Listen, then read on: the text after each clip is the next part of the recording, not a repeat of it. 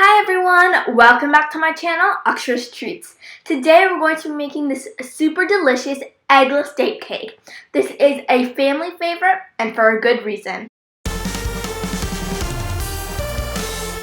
We're going to start out with our dates. If you're using dates with seeds, you're going to have to soak the dates in warm milk overnight. But since I'm using dates without seeds, I'm just going to put it in the milk and microwave it for a few minutes. So now let's microwave it. So once the dates are softened, we're going to put it in a Vitamix or blender or food processor, whichever one you have, and we're just going to put it in along with 3/4 cup of sugar. And we're just going to blend this up until it's fine and add in a 1/2 cup of oil while we're at it. Now in a separate bowl, we're going to sift together 1 cup of all-purpose flour or whole wheat flour and 1 teaspoon of baking soda. You don't have to sift it, but it's recommended.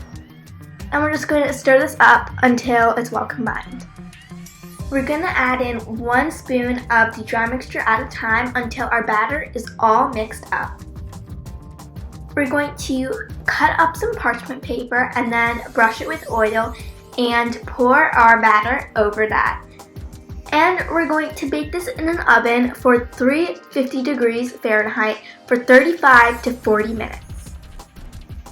Do the toothpick test, and then we're going to flip this over and take off the parchment paper.